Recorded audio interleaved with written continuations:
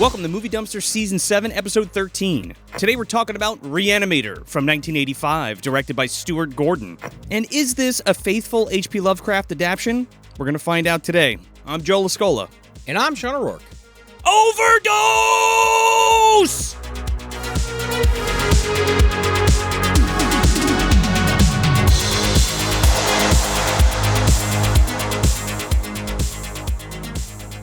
I can't believe it took us this long to get to an actual Lovecraft movie, Sean. Oh, okay. I thought you were going to say the thing we've been saying constantly on this show for the last year or two. We finally got to one of the movies we've been talking about off camera for like the entire run of this show. Dude, off camera, on camera. Yeah. It's one of those things that we've talked in the periphery about. We've made constant references to. Especially when Connor was on the show, because he's a huge fan himself also. Yeah. Of Mr. Combs. Yes, most notably the Ernest Scared Stupid mashup, Re-Animator mashup. I love that. Which you can check out right now. If it's on the screen on YouTube, or we can do it on Instagram again, we can repost it. So that was funny. Where he combined the music from this with the Ernest Scared Stupid intro. It's kind of a great mashup. It's pretty good, just in time for Halloween, right? Yeah, just about. Yeah. H.P. Lovecraft is another thing, too, that we've mentioned constantly and reference, and we've talked a lot about artists and directors who are directly influenced by Lovecraft, but we haven't necessarily talked about a movie that was based on one of his stories. Yeah, maybe like one or two writers that were connected to him. I forget the term for that. It was like the writers. They had writers going back, or letters going back and forth. Yeah, we talked about the Lovecraft Circle and August Derleth and all those guys that were involved in that. I'm not going to go heavy into Lovecraft on this because we've done it kind of already. And on Talks from the Darkside, sometimes. And on Talks from the Darkside, we did that. Yeah, but we did actually talk about one Lovecraft adjacent movie that's kind of based on, I mean, it's based on The Lurking Fear, but Bleeders. Yeah, I was going to say, where's GVD? Yeah. She's rolling in off camera. She got the shotgun pointing at both of us, making sure we didn't forget that fucking reference.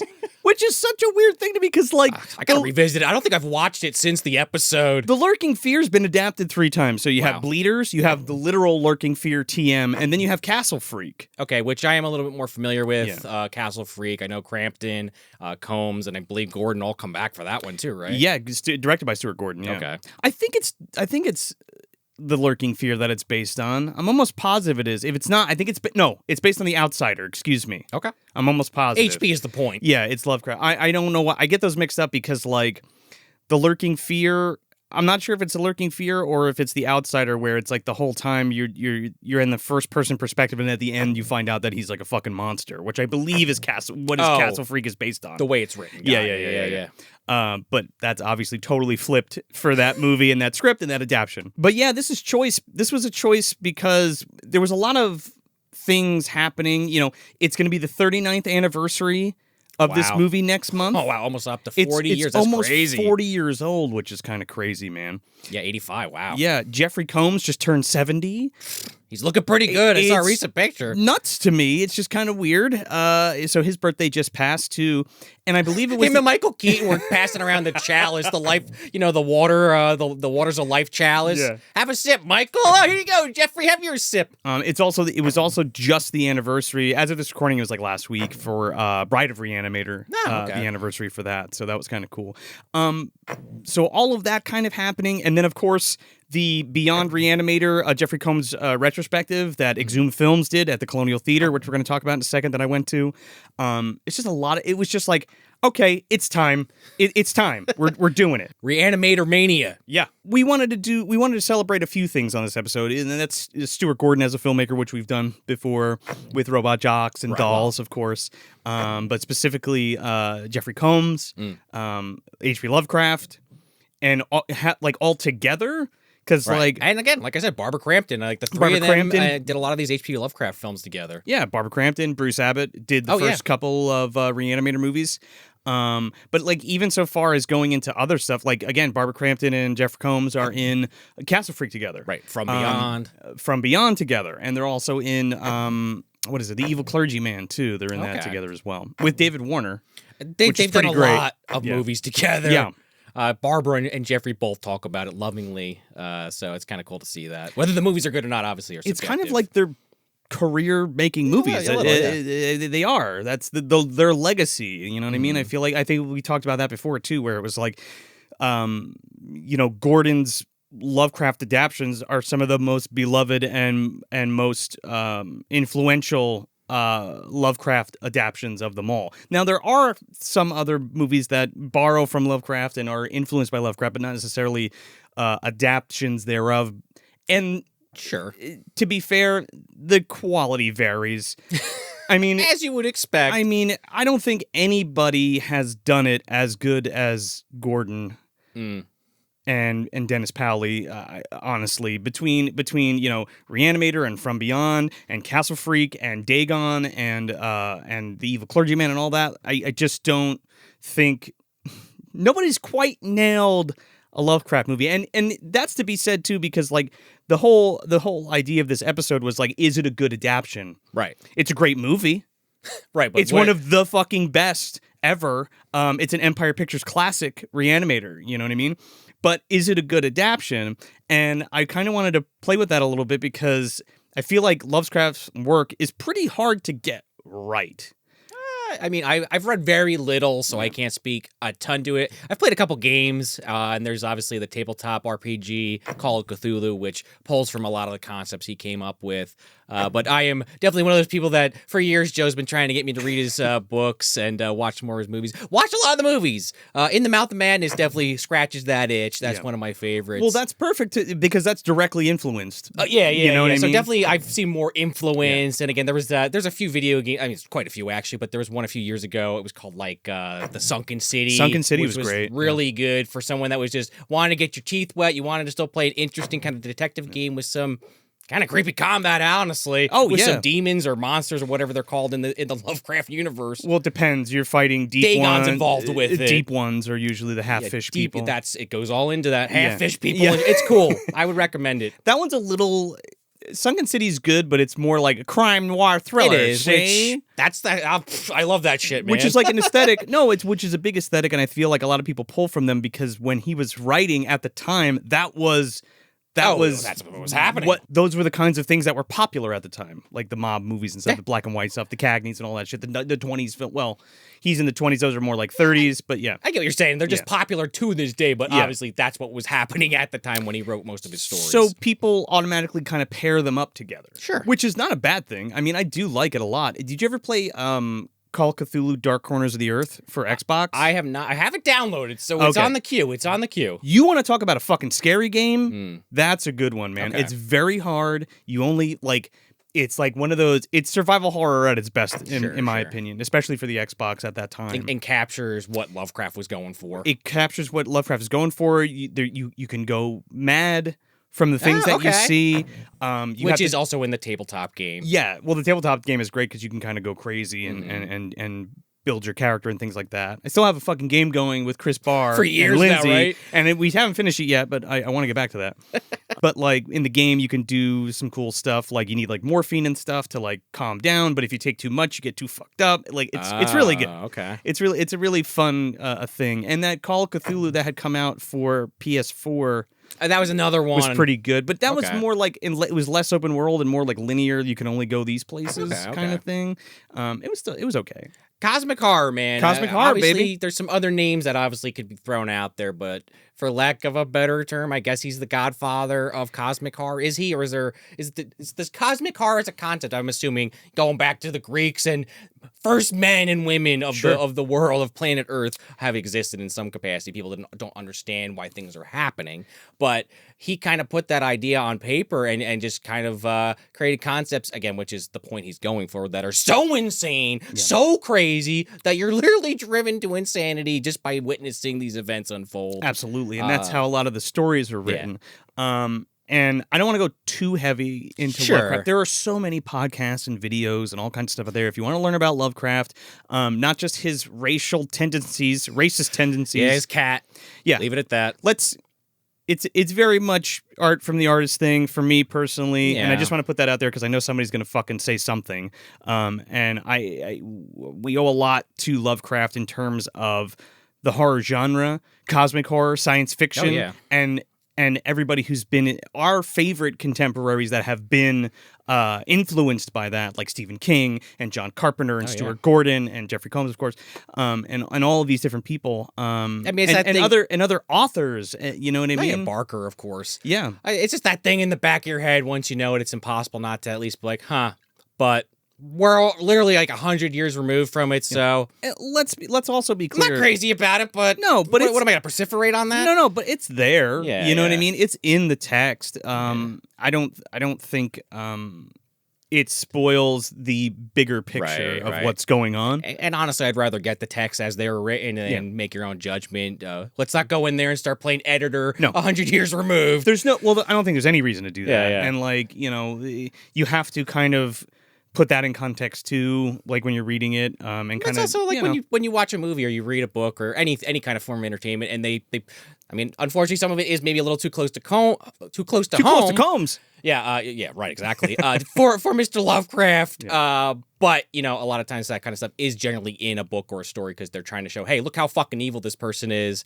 Maybe I don't know if that actually is conveyed 100% all the time, but I was thinking that's why people make these characters in movies. It's a little different with Lovecraft because he's usually the person telling the story. All right, can't give him a total free pass. I'm trying to help him out a little. You get where I'm coming from, though. Watch a video about it. I'm not going to go heavy deep into it. That's the most we'll probably go into it, unless a joke sparks me. But what I will say is that, he is the godfather of the cosmic horror and the eldritch horror and Cthulhu and Dagon and the Elder Gods and the cosmic, Yog-Sothoth and all of that stuff. Mind-bending, mind-shattering, mind-melting, beyond comprehensive horror. Yeah, I mean, in fact, I heard that he created this character, Null. He's going to be in this new Venom movie. Oh my fucking god! Did you hear about that? Yeah, I know. What the fuck does that have to do with Lovecraft? He's an eldritch god, from what I heard online. And he makes venoms. I guess. I don't know. I had to get a joke in there somewhere, Joe. Nobody said it was going to be a good joke. There's certainly black goo in the Lovecraft universe, but it's not a symbiote. Where's David? Oh, he's over there doing his hair. He's hanging out with GVD off camera. The thing that he loved to do was write, and he was kind of like tortured by these thoughts and these dreams that he had, and that's where all of his inspiration came from, which is super creepy and weird, because it's like, is there any credence to any of that? Right. And then we can go down a whole fucking kind of like UFO abductee, supernatural spirit realm thing if we wanted to do that, but... Let's save that for a UFO movie when we finally cover some alien shit again. Again, there's plenty of stuff to read and consume and watch about Lovecraft, his work and influences and how he's influenced people and all that kind of stuff. But he's one of my favorite writers, and his shit scares the hell out of me. When you it's a little hard to read because it can be hard to read, just putting that out there if you haven't read Lovecraft. It's very wordy. You need a fucking thesaurus and you need a dictionary when you read it sometimes. Yeah, I've been reading some King. I've been reading Salem's Lot for a little pre-preparation. I don't know, that there's a word in there somewhere. But yeah, it's like not obviously as old as that, or even going back as far as like when we used to have to read Shakespeare in high school, where you're like, do they have the English version, please? What the fuck is a fub? But like even King, there's some 70s colloquialisms in there, and I'm like, what the fuck is he talking? If I read this when it came out, I know exactly what he's referring to, but 50, 40 years removed, I'm like, what is a salt? Like there's like words you're like, when you look at it, like, oh, okay, that's obvious, but you're reading, you're like, what in the fuck is this? I'm less talking about slang, and I'm more talking about archaic language I guess and words for things. I'm trying to connect. I guess it's archaic, but it's only 40 years archaic, so it's really not. Anyway, that was my anecdote, trying to connect the glue there. It's like, it's very... I wouldn't say tough words. I wouldn't say flowery, but it's very. That's why you're saying you got the thesaurus, because there are a lot of words that are not in. People aren't using them as often. Yeah. Language has moved on. The putrescent, opalescent, thing from beyond did the all big word, big word. All words that actually apply to what he's talking about, but we're like, huh?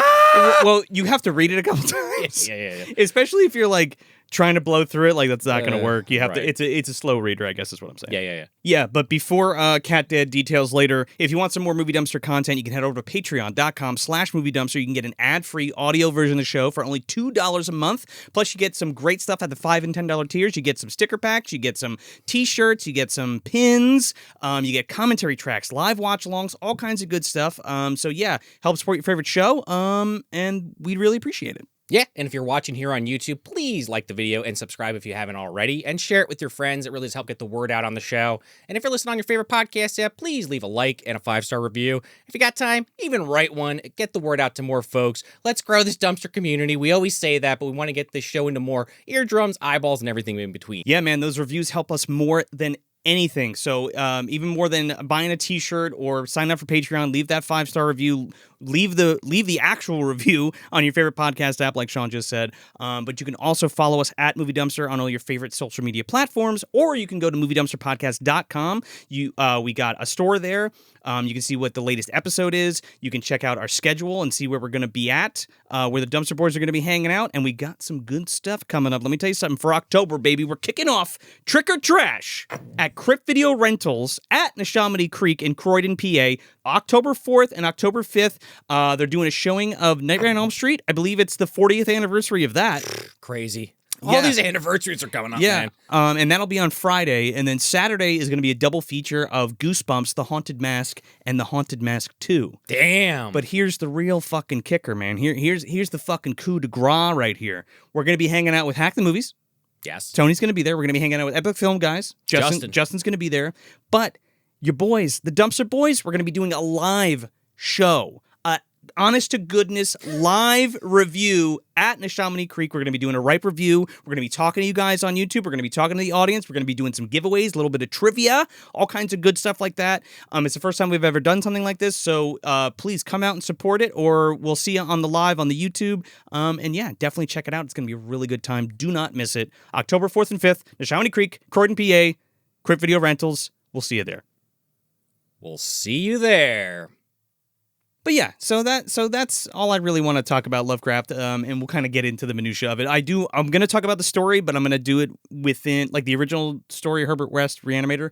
I'm going to do it while we're talking about the movie. Loop it in, yeah. And kind of go, not book to the movie, but TM, but you know. I mean, based on how much of the story I know how much is covered, that's a different story. But yes, we'll find out together. Yes.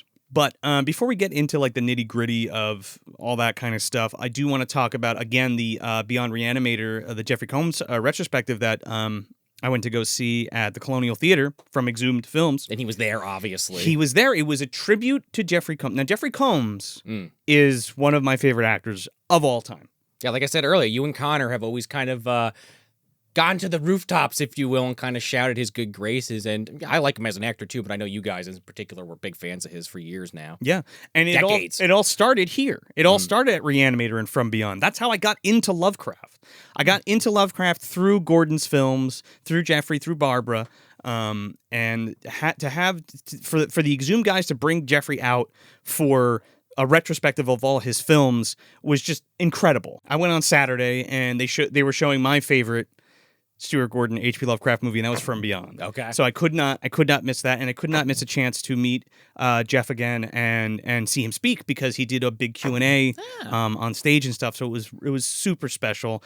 They had a photo op that was awesome, where you could like stick your head through like Herbert West's like table, and like he's standing there with the syringe. I mean, we're showing pictures right now from it, and I got him to sign a bunch of stuff. And he was just so cool. You know, I got to talk to him about Dr. Mordred, which is like, you know... Oh, his version of Doctor Strange he stars in. What was originally going to be Doctor Strange, and they lost the rights and became Dr. Mordred. But like that movie's so good. I still gotta watch that one. It's really good. And that Blu-ray, the full moon Blu-ray that they have out, is gorgeous. So okay. I highly suggest you pick that one up.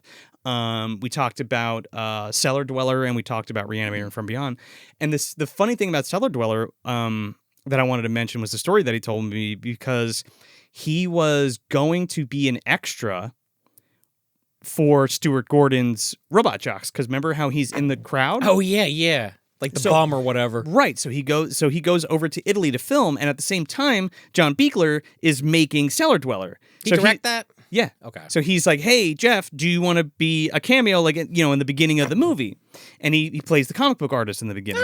Yeah, you remember? Right, yeah. The one that kind of sets everything into motion. Yes. Who essentially reads the Necronomicon and releases, the Cellar Dweller TM. Right. Which we actually did do a watch-along a couple years back, if you want to check that out on Patreon. Oh, we did a whole Empire Pictures month, dude. Fallen Empire. Oh, yeah, we also did Ghoulies, was it 2? We also did a watch-along of the circus one. Mm-hmm.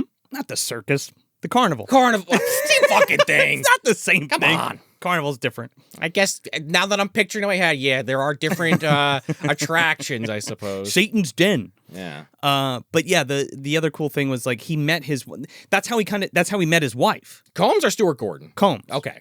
He met his wife going over to Italy and doing the Cellar Dweller thing and then doing the Robot Jocks thing, and that's how he met his wife. Just because he was there so long, he must have just bumped into her and shit worked out? I'm not sure exactly. He just said that he met her on that trip, and, he got, then girlfriend became his wife. Local coffee shop. And then what else I found out at this show is that his wife is the woman from the beginning of Night of the Creeps, like when it's all black and white. That's like in the car when the axe murderer comes. I haven't seen it in a few years. I'm not the biggest fan of that film, so it's been a minute. That's fucking great. I gotta rewatch it again. Night of Creeps rules, but like she's the date in the beginning, so I thought that was really like a flashback sequence. Yeah. Okay. It's like the prelude 50s or something. Yeah, into the 50s. Yeah. Right. Okay. It's coming back to me. It's just so funny. I just thought that was so funny. So that's where he met her. Wow. And then it was just so great to hear him talk, and he was talking about working with Stuart, and just like.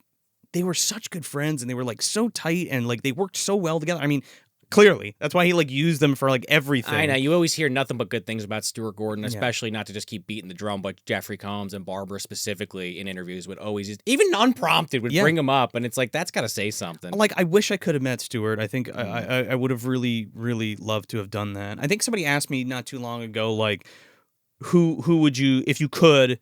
Somebody who's passed on, who would you want to have a conversation with? And I think that's one of my top 5 is Stuart Gordon for sure. But it was just funny, and he was telling us like a bunch of different stories. He also like did this Bob Hope impression that Stuart loved.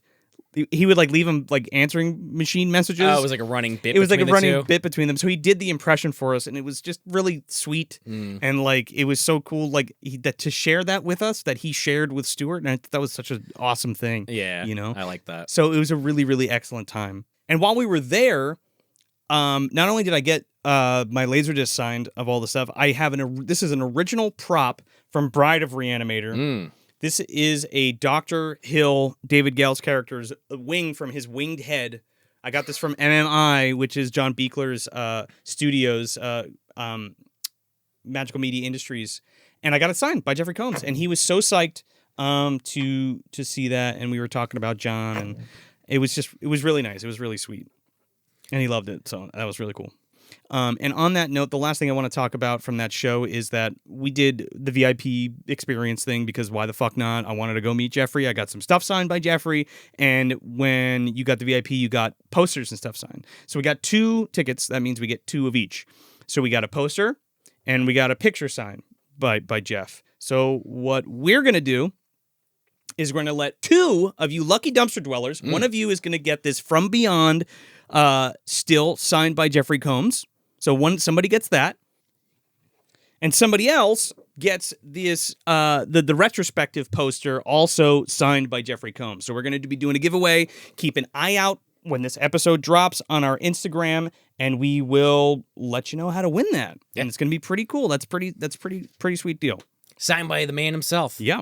With that being said, let's get into Re-Animator. Officially.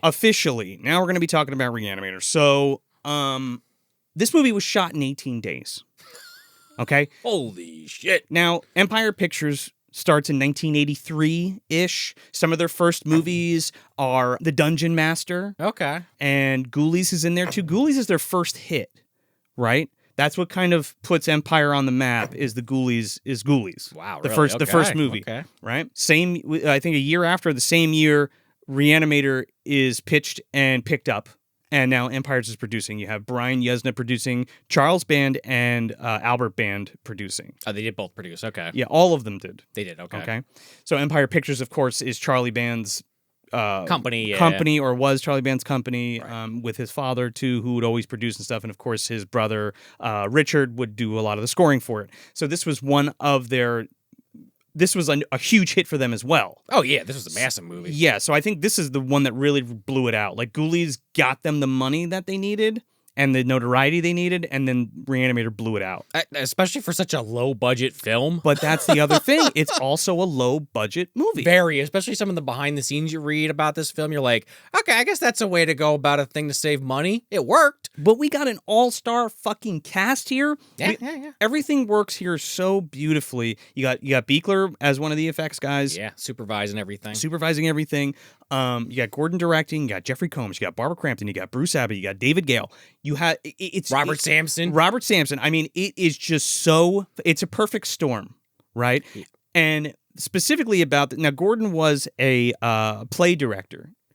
Oh, really? Okay, and he did a lot. He directed a lot of plays and theater and stage stuff in Chicago, I believe. At I forget the name of the theater, but he did a lot of that, and then kind of segued into filmmaking. And this, I believe, was his first feature. Wow, that's kind of crazy. Yeah, so he makes fast learner. Yeah, so he makes but I love. Oh, I didn't talk about this, but here's his memoirs, by the way. Stuart Gordon's memoirs, Naked Theater and Uncensored Horror. If you have not picked this up, definitely grab it. It's an easy read, easy breezy, beautiful. Stuart Gordon. It's wonderful. But he specifically on the chapter about Re-Animator, he talks about really not knowing what the fuck he was doing. You know, kind of because he came from a theater background, so he's directing for theater and these long shots, and how their cinematographer was fired after the first couple weeks. Like Albert Band was like, "Get the fuck out of here, we're bringing this guy in." Really? But it actually helped him because he explained to him how film worked, and how shots worked, and how editing worked. Blocking and all that stuff. Well, blocking and camera movements and how this will cut together with this and why we need to do it this way and not that way. And he learned a lot on this movie, right? So he's really cutting his teeth with Re-Animator. But he has a very solid vision of what he wants it to be. Right. You need those years of experience, working theater to kind of have a foot in the door to know somewhat what you're doing. No, absolutely. And especially directing actors. Yeah, exactly. So that's another big piece of this that I think that theatrical background worked for him, because they always had rehearsals because your show was always live. So people had to do it in one take. Right. You mess up, that's the That's take. it. That's that you're fucked. So that was his kind of mantra, or like thought process behind directing his actors, was he always wanted to get them together to meet each other, to know each other, to rehearse the material, and by doing that, it allowed the actors to kind of grow on their characters, learn each other's characters, how to play off each other's characters, and kind of make it feel more real and organic. And the opposite could be said, where traditionally people going cold. There isn't rehearsals. It's like, oh, this guy's cast as you, this guy's cast as you. There might be, some interaction where you get to know each other a little bit, but usually they're thrown on the set, and people want the spontaneity. Well, especially like Hollywood pictures. Yeah. They want the spontaneity of the to make it feel real, quote unquote. But I mean, I would agree with Gordon in this instance, where like the more you feel comfortable, the better you'll do. Well, especially and since kind of push yourself farther and kind of explore your character and who you are more. Yeah, especially since like 99% of movies are shot out of order, so that kind of shoots that argument up like Swiss cheese, honestly. Well, that's not what they did for Re-Animator. No, that's what I'm saying. They shot it chronologically, I'm pretty sure. Oh, did they really? Yeah. Well, either way, point still stands. I'm just throwing that extra caveat into it. And they shot like the fucking demon, dude. They shot it like super, super quick. I mean, that hospital set, they probably, you read about some of these sets are just like held together literally by strings, where like the scene when Halsey's like in that like padded room, even it's like he bumped into a wall and almost fucking fell over. Yeah. That's the budget we're talking about, folks. And it's so tight, and you don't really think about it because of how well it's made and how good the actors are and how good the effects are, and you kind of forget that it's a low budget. And I feel like that's a thing that has lost its charm, in my opinion, because this is a low budget movie. Now, when you look at low budget movie, it's like the actors are really bad. The CGI's horrible. The CGI is horrible. The effects are probably shit, and you're like, oh, somebody's accent slipping constantly. Right, but these are the kinds of movies that that lit the fire under our asses when we were kids to be like, we can do this. If they can do it, we can do it, and we can do it for. I mean, not that.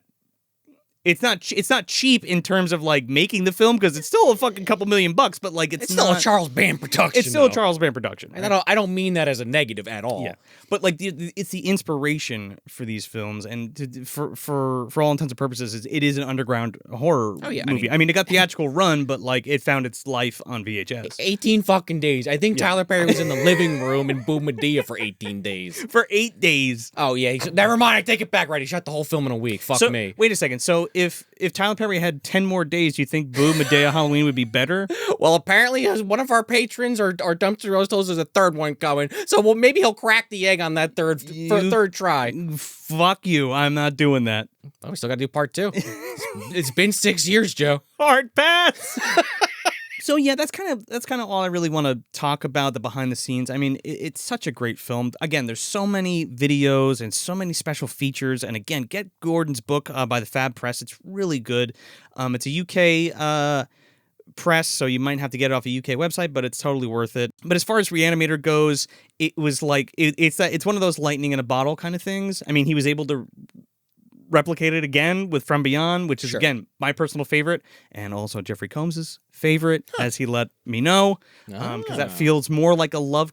Remember how we said that? Remember the title of the video where we said, "Is this a good Lovecraft adaptation?" I think From Beyond is a more accurate depiction of a Lovecraft story than Re-Animator is, even though I love Re-Animator. Sure, I mean I did also. I don't want to put the cart before the horse here. I did also read, again, IMDb trivia. Some of this shit's like a sentence. There's no way to double check if it's real or not. What? But I guess that the original stories when Lovecraft was writing them, he literally only did it for the money and like kind of doesn't think fondly or as fondly as some of his other work on them. So I think that's also just an interesting wrinkle on top of all this. Oh, about Herbert West Re-Animator? Yeah, apparently this and the series that he wrote for it. I guess he made $5 a story, so that's the only reason why he kept making them. Well, you have to write if you're a writer to make money. That was an interesting little tidbit. I was like, I guess you would, right?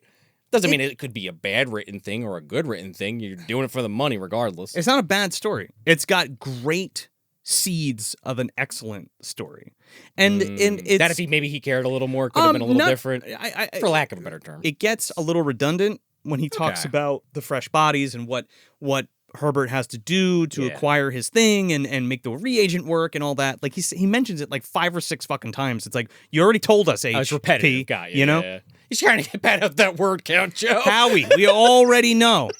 You already told us, but it's interesting and pretty scary. There's a lot of good like punchlines because it's broken down into like sections. Right. Well, that makes sense. It's a short story, but there's like sections. There's different sections, and like there's usually like really punchy stuff at the end of each one, where like it alludes to like Herbert being a fucking murderer. Oh wow! And again, it's all much like the movie, and it's all told first person, where somebody's recounting the story. Okay. Which is a big trope of Lovecraft stories. Okay. So he's like, it starts out with, him, the narrator talking about how he's Herbert's apprentice and who Herbert is, what he was doing. Okay. That he's disappeared, and like these are all the events that led up to this disappearance, and I was with him then, but I'll get to that in a second, kind of thing. Sure. And let me tell you the other shit that happened. Right, like Frankenstein or Dracula, not the exact same thing, but yeah. Similarly, it's not necessarily a diary entry. Right. It's just a recounting of events. It's probably more like Frankenstein because there are diary entries in it, but it is predominantly Frankenstein telling the story. Right. And of course, it's produced by Brian Yuzna. Our good friend Brian Yuzna, who produced the Guyver film. He did Society. And brings Herbert West back again. Brings Herbert West back twice. Oh, is he in the sequel too? He directs Bride of Reanimator. I meant in Guyver. He's like in that one scene at the end. He's basically Herbert West. He's unnamed because the boss. Oh no, that's Jeffrey Combs. That's what I just said. Oh, I keep saying Herbert West. Yeah. Jeffrey Combs. I'm joking because it's MDU shit, Joe. Jeffrey Combs is in the Guyver as Dr. East. That's the joke. That's the joke. Right, that's the gag. Brian Yuzna is the producer. He also did Silent Night, Deadly Night 5. No, I know. I just was bringing the Guyver up specifically because David Gale is also the main bad guy in that. David Gale's the main bad guy. So it's the Yuzna connection. Right. No, it is literally. Yeah. So, but Brian Yuzna directs Bride of Re-Animator and Beyond Re-Animator. And it's funny because Bride actually retains a lot of. Since we're not going to really talk about Bride, I want to talk about it briefly. Okay. it actually retains a decent amount from the original Lovecraft story. And that's a lot of some of the stuff from there is like the body parts being put together and stitched together and reanimated, right? Okay. He also has this like reptile cell solution where he keeps things fresh. Oh, that like hyper-specific iguana from Peru? Yes. Yeah, exactly. And even the Peruvian Civil War that's happening, I think, is a substitute for the First World War. I did in read in the book, or in the story, rather. I just thought that was kind of cool that they kind of lifted from that and took from that. And Dr. Hill, the head... Wow. They do that in this movie, in the first movie, but they also kind of play with that in the second one. Kind of breaks they kind of retcon some shit, but I guess Dr. Hill is actually like perfect cell and can regenerate from a single cell. Well, I just thought that was interesting because it's like, oh, there's this whole subplot in the story, in like the original story with like reptile DNA and how that actually helps regenerate and reanimate body parts and people and stuff. So I thought that was kind of cool. But the other thing was he keeps it in a fucking vat and he keeps body parts fresh. Oh, yeah. You know what that reminded me of? What? Frankenhooker. I was like, Frank Henenlotter must have gotten that from either the Lovecraft story or Bride of Reanimator. Right, I forgot about that because I've seen Reanimator many times, but I watched Bride for the first time because Joe was saying how, you should watch it. Like, it's good, check it out. And I was like, one, because of what you just said, some more stuff from the actual original story in there, but you do get, besides Barbara Crampton, which, okay, fine for what happens at the end of this film, but yeah, you have your main two characters come back and David Gale. Yeah, Bruce Abbott. Bruce Abbott is Dan Kane. Which is kind of funny because the way that movie ends, it seems like this guy just wants to jump off a bridge and just end it all with how things kind of work out for him. But I guess he's like, fuck it, I'll keep working with Herbert West, who's now just shooting people for bodies. Fuck it. I mean, to be fair, sometimes they're trying to kill him, but he's kind of evolved to that level of insanity in that sequel. But I thought that was great too because that's like basically why he goes to war. To get fresh bodies and be like, literally, well, I gotta kill them. Fuck it. Yeah. You know? Like, why are they down there otherwise? And like in the story, he's like, all these depraved acts that I cannot even speak of that happened, that West did and all this stuff. So, like, you can only imagine. Yeah. Use your imagination. And not to just talk about the second one super deeply, but I do think it's kind of hilarious how Dr. Hill just constantly gets reanimated. Like, the literal worst person you could reanimate is constantly getting this shit injected into the back of his fucking head. Well, because, like, he also has the foil of the other, what is it, Howard Phillips? No, that's beyond Reanimator. Oh. Isn't there, like, a bad guy? There is, like, a guy. Let me think about that for a second. There might be. I mean, I literally just watched this 2 days ago. I already forgot, but there is like another scientist. There's another scientist who reanimates Dr. Hill's head. Right, but then he'll like get zombies to work for him because the guy's incompetent and like has him destroyed. So it's like whatever. There you go, yeah. Something to that effect. He used the old fucking laser. He might, his patented invention. So there are other adaptions of this story. Now, I believe this was the first. Gordon's is the first attempt at a film version of Re-Animator. People have done shorts. I found a couple things. There's a short that was supposed to be made in 2018 that never got off the ground, I don't think. Then there was like a TV series that I think is shot, but I couldn't find. And it was like an 8-part telling of the story. Like a while ago? Yeah. Okay. I think that one was 2003. But I couldn't find it anywhere. But I did find, which is on Tubi right now if you want to check it out, Herbert West Re-Animator from 2017. Okay. Which is an Italian movie directed by Ivan Zukin. Or Zukin. You did tell me about this. Okay. Or Zukin. I think it's Zukin. Zukin. Ivan Zukin. He'll let us know in the comments. So I watched that one and I wanted to just talk briefly about it because he takes, much like Gordon's film, takes liberties, but this one is a very left turn in terms of... way different? Yeah, in terms of taking liberties because like Herbert West has a daughter and she gets hit by a car and he revives her but has to kill her multiple times until he gets the serum right. So it's Pet Sematary kind of meets Re-Animator. Kind of, but he has to keep doing that until he gets the serum right, and then she finally has conscious thought and can function as a person. It's almost like a little too much into the Frankenstein shit there, though. Yeah, but here's where it gets interesting. Interesting, not good, mind you. Sure. When she dies, we see the other side.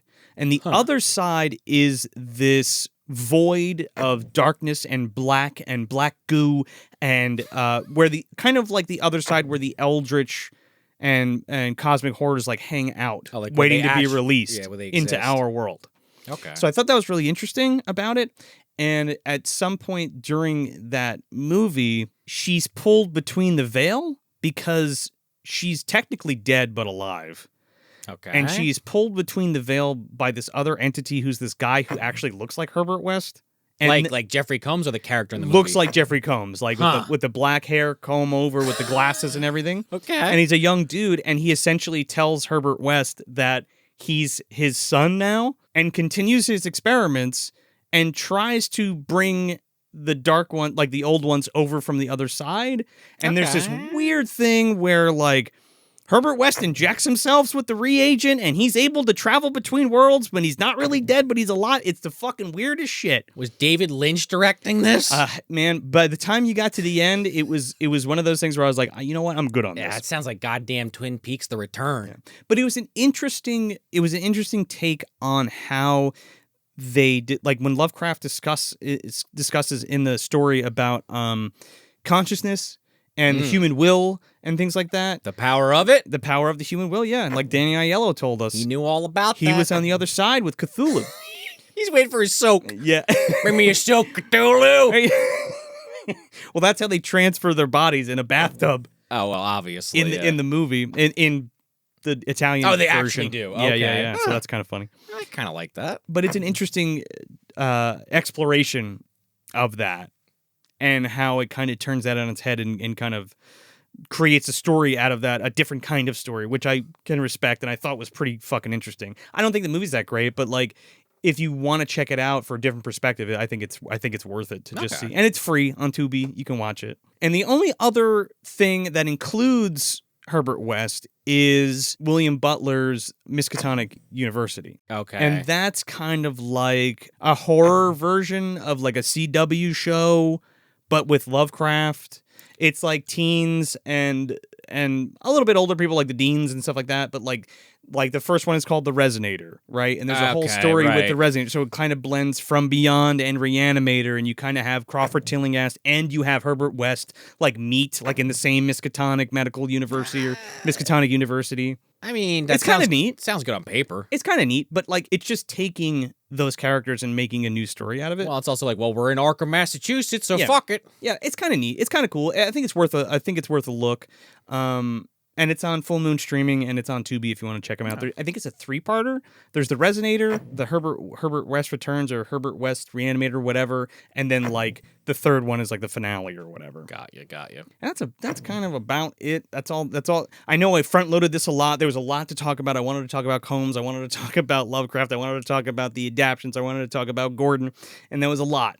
And I know it was, but I'm glad I did. Yes, I'm glad you did too, because even though we've talked about Stuart and Empire and the whole full moon son of a bitch many times on this show, it was nice to kind of just do a little bit of a deep dive. It's been a minute. Okay, we're finally here. Thanks for hanging in there and getting through all the trivias and stuff, but it means a lot to me, so I wanted to talk about it. Do you want to plot crunch this real quick? I kind of want you to plot crunch this one, honestly. Not that I'm opposed to it, but really? I'm kind of curious about your little insight into how you break this down. Herbert West is a scientist who has found the answer to reanimating bodies, to creating life, to giving life back to corpses, essentially. Yeah. And he learns all he can when he's in Switzerland, or might be on the run. We're not too sure. And ends up in Miskatonic University in Arkham, Massachusetts, where he hooks up with Dan Kane and is there to basically further his work. Spoilers. When you reanimate the dead, things go awry, and it's not as simple as cracking the code and being famous and winning the Nobel Prize. There's some complications, a lot of complications, and that leads to nefarious other doctors becoming reanimated and commanding a horde of zombies. Yeah, pretty much that's it. Yeah, hearts and brains and everything in between. Yeah. Boobs. Blood. We get the boobies. We do. Those Snoopies are coming out quite a bit. Even though Barbara claims she only said she's giving Stuart 4 seconds of her full body. 5. Oh, well, that was the full body. The tits. Barbara's like, how many zeros can you write on the check? Also, just by the way, I think Barbara's using that fucking reagent, dude, because she hasn't aged a fucking day. Yeah, she's hanging out with Michael Keaton and the other guy I mentioned, Jeffrey Combs. The three of them clinking glasses. Barbara Crampton looks absolutely amazing. She does. Still. I mean, she shared a little with Heather Graham. She's another one. Not to just go down the list. Oh yeah, well, because they did that movie together. Speaking of that, what is that? The Suitable Flesh. Right. That was actually written by Dennis Powley and was going to be directed by Gordon before he passed away. Oh, really? Yeah. Huh. Yeah. We could play that game all day, Joe, with the good-looking men and women of Hollywood. But you're right. With that said, though, we do open in Switzerland at this other medical school, and we kind of have these suits. These policemen walking down the fucking hallway. Did you recognize the one guy in the middle? I did not. Ian Patrick Williams, dude. The dad from Dolls. Oh, okay, yeah, there you go. He's only in it for like a hot second. He doesn't get transformed this time? No. He becomes Mr. Punch later. Right, okay, that's future. Yeah. That's his next gig. But yeah, this other woman I saw had a couple credits to multiple Stuart Gordon movies, but this other nurse that comes up. Wasn't familiar with her myself. Mrs. Bunny or something to that effect. But she's like, oh, what's going on in there, Dr. Gruber? And you just hear this, the screaming. Hey, doctor. And Wes just, oh, no, don't come in. Everything's fine. We're fine here. How are you? Yeah, they break the door down, of course, instantly. Yeah. And there's this fucking old man screaming blood coming out of his mouth. His eyes are puffing up. Dude, we get introduced to Jeffrey Combs here as Herbert West. And, like, as soon as you see him, he's electric, right? Yeah. Like he drops the syringe and like turns around and he's like, "Oh, everything's fine." He's fine. I'm not killing him. Get off me, cops. Well, I guess we don't ever find out if he did. I'm assuming it's just because he's fucking old. But anyway, they're like, "Well, you killed him. There's blood coming out." The blood sprays on their fucking faces. I did not. I gave him life. Iconic. So good. And then it just cuts, or even might zoom out right into the intro credits. Goes right to the intro. Some of our best. And we talk about this occasionally. Like Night of the Demons is one that comes to mind. Yeah, this is another one, man. I love this intro so much, where it has like the anatomical drawings, like the Grey's Anatomy stuff, but it's all like bright colors, like greens and pinks and purples. It's just so cool, like going over one another thing with the music with Richard Band's score. As much as we love this song, it's just psycho. It's like it's a psycho theme with like a disco beat, and like Gordon mentions that in his memoirs, and he was like, to give direction to Richard, he was like, yeah, we want to do something Hitchcock-esque. Well, there you go. He fucked up by saying the word. And then he's like, and then they're going through the movie and like doing the cues and stuff like that to be like where the music starts and stops. And Richard fucking fell asleep at one point. Come on, Rich. Yeah, and then like apparently, according to Stuart, those are Stuart's words. Yeah. So then they get the track back, and it's fucking Psycho. And he's like, and Stuart's like, oh yeah, this is Psycho. This is the theme to Psycho. And he's like, yeah, well, it's like an homage. And like there was supposed to be a gag in the credits where it was like, sorry, the original guy who scored Psycho, like, sorry, whatever your name is.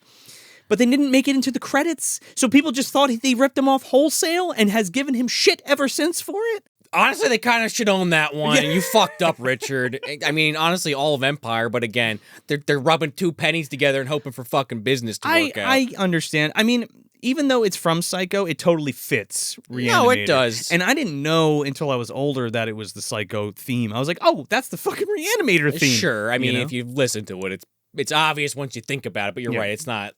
Yeah.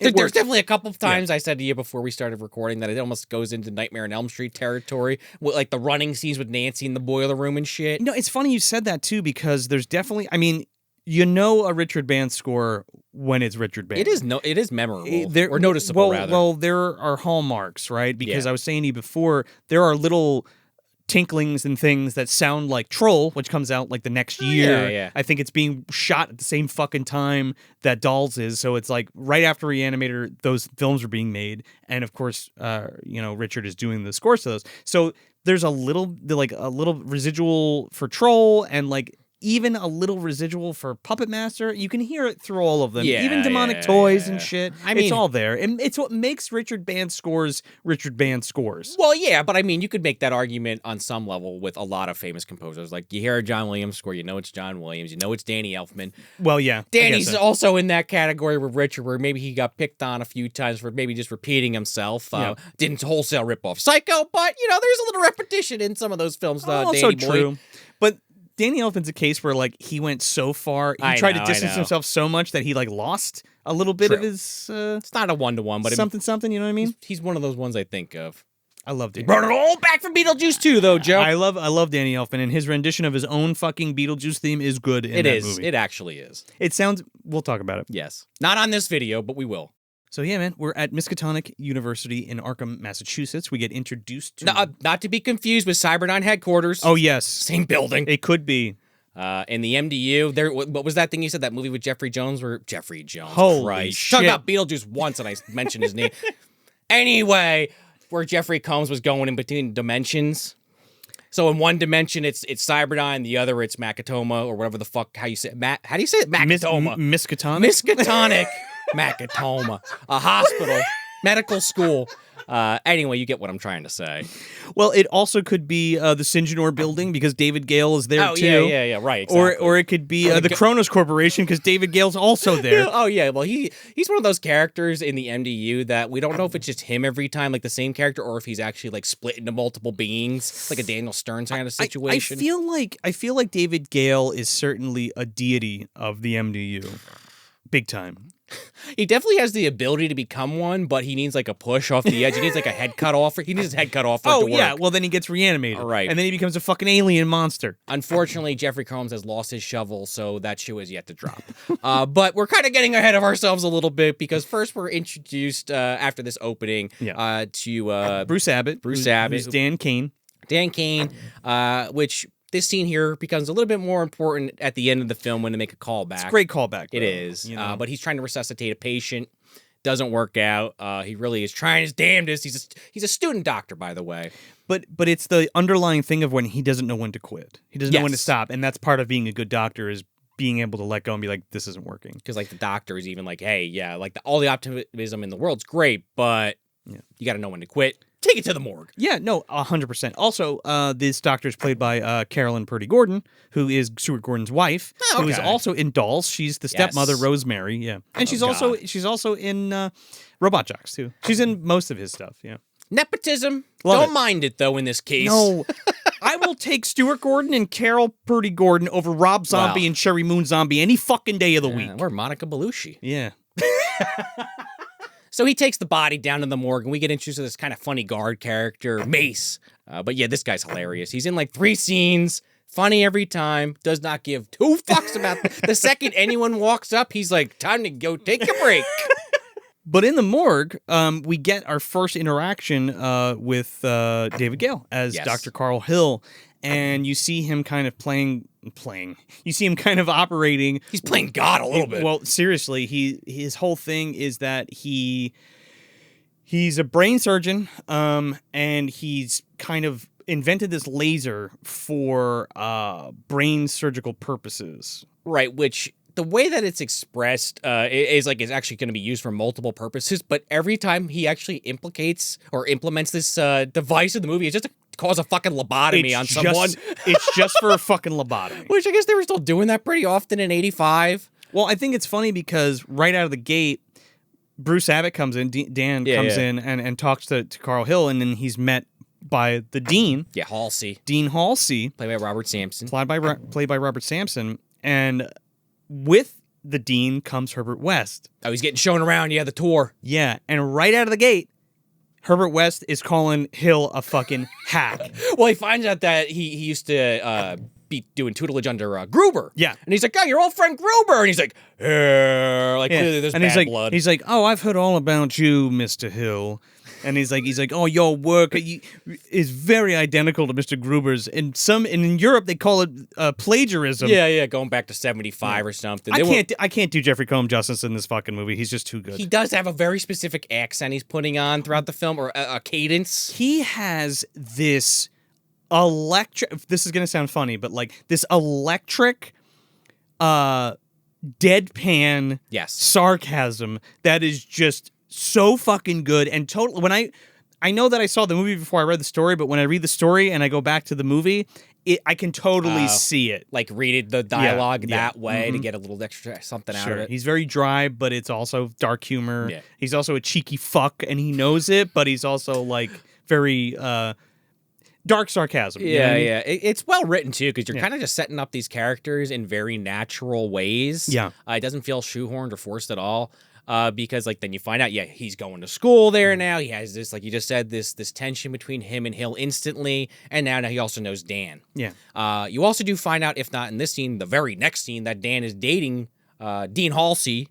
Who is showing? Well, he's not dating Dean Halsey. He's dating. He's right. dating his daughter. You cut me off too soon. Holy shit! Imagine that movie. That's a whole different fucking plot. Things would change drastically. He would no longer be a Puritan at heart. Oh, Deanie. Yes, but he's dating the Dean's daughter, Barbara Crampton, Megan. But we have this great part when we kind of get introduced to their relationship, where he's like teasing her. She's like, "No, Dan, no, come on, Dan, come on, no, come on," and then like cut to yes, like getting drilled in this bed. I love the match cut there. And it just happens, and it's just it's such a good laugh, and like just such a good transition. I love it so much. And I think like before we actually get that scene, we kind of get this the Colonel where Dan's putting a note on a push board that he needs a roommate. Right. So they're screwing around, and she has to leave.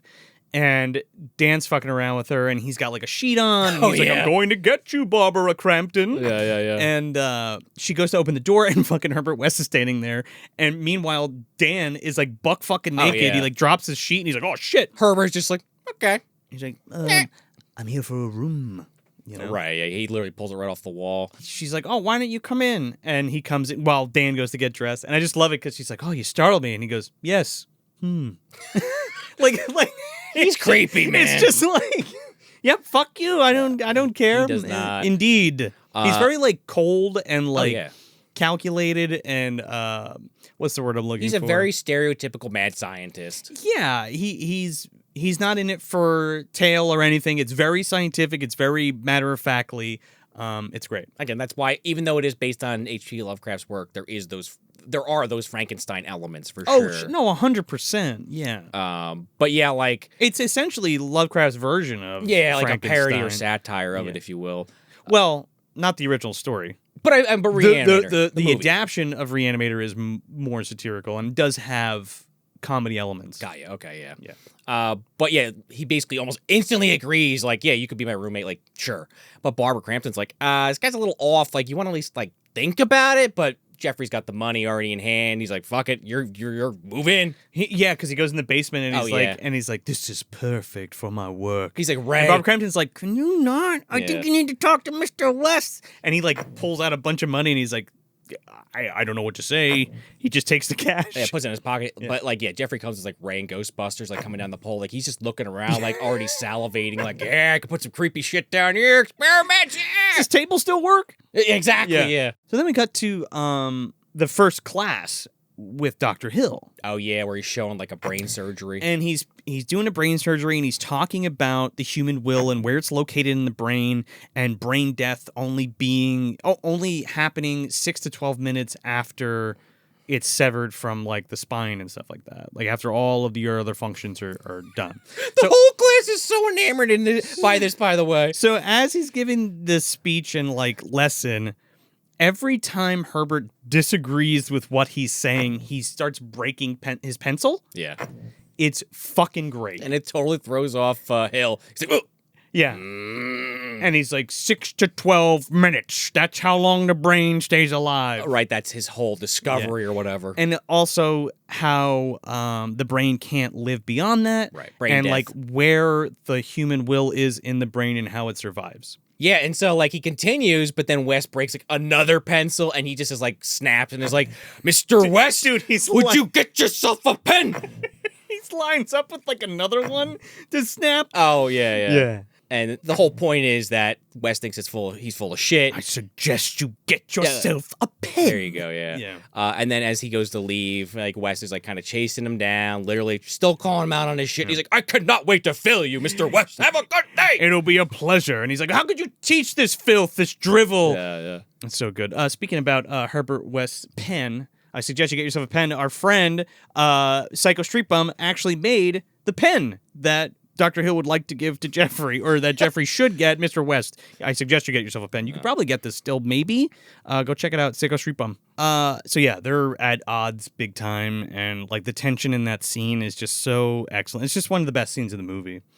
But then we're at Dean Halsey's house, and he's having dinner with Hill, We already get those ideas sprinkled to us that David Gale has something for his daughter because he's like, oh, yeah, I'd love you to come over for dinner and talk about this upcoming thing. Because the whole joke is that Dr. Carl Hale keeps getting him all the grant money because he comes up with all these medical innovations. Like this laser is getting him a lot of money. Right. But he is fucking Barbara Crampton the entire time at dinner, like eating, looking at her, like drinking and looking at her. It's like literally the only reason he agreed to come over. Yeah, seriously. He's just oogling her. And then Bruce Abbott comes to like pick her up. Oh, and he even says to like Halsey, like, are you sure it's a good idea? You want to do that? You're sure that they should go out together? Why don't you study here? Right, well, because again, he has ulterior motives, especially on a rewatch. You really pick up on it.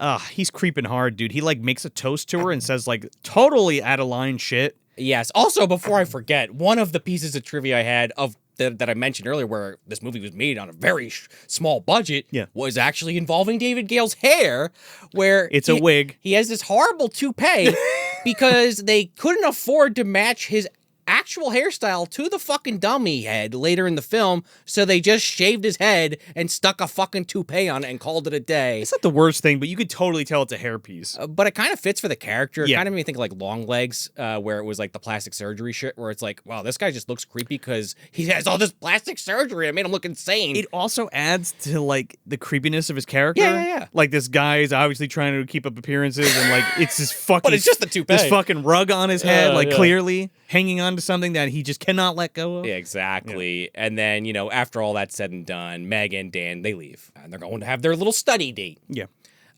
Which is code for fuck date. Well, that's what Dan thinks, but Meg is like, come on, Dan, I'm really trying to study. Well, no, she doesn't want to have sex because Herbert West is in his room, and if she freaks, he keeps freaking her out. Well, that is true now that you say that, because she's like, she's uncomfortable. He never leaves his room. And by the way, where's our cat Rufus? Have you seen that poor little guy? Oh, poor Rufus. And they go on a little 2-minute hunt around the house. It's kind of creepy because you're like, fuck. It's really creepy because you saw what he did to Gruber. You know this guy's up to some mischievous shit. Well, yeah, exactly what's happening.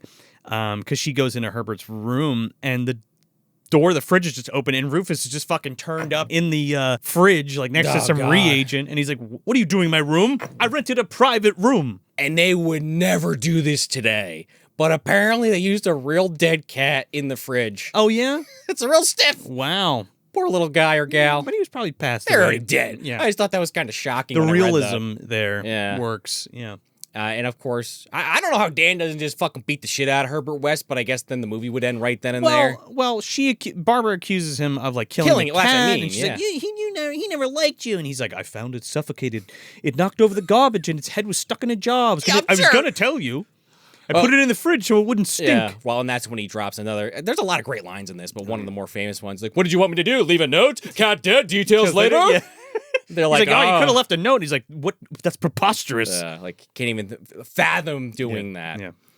But Barbara Crampton already hates this guy. Dan, I guess he's just trying to roll with it because he gave him cash up front. Well, yeah, and now you're at odds because, like, Dan pulls out the reagent. And he's like, what the fuck is this? And he's like, none of your business. He's like, yeah, it is my business, blah, blah. He's like, oh, I guess you fucking the dean's daughter is the dean's business, I guess. So they kind of like blackmail each other? Yeah, and for some reason you haven't actually seen this film. Yeah. The reagent actually is just like this green luminescent. It's predator blood. It's It's glue stick. Jesus, glow stick. Right, luminol. I think I read they actually use for that. Yeah, it's the inside of a glow stick. Glow stick. Yeah, it's cool looking. Yeah, it's what you would expect some nasty mad scientist shit in a tube to be. Yeah, but it's like the iconic look of the reagent has perforated all of the branding for like Re-Animator, like going forward. You can even kind of see it in the video version. I mean, it's Stuart Gordon holding the reagent, but on the book there. Yeah, but even like the Elite Entertainment. Oh, it has it there. I can't see it from where it's green. It is. The whole fucking package is green. Yeah.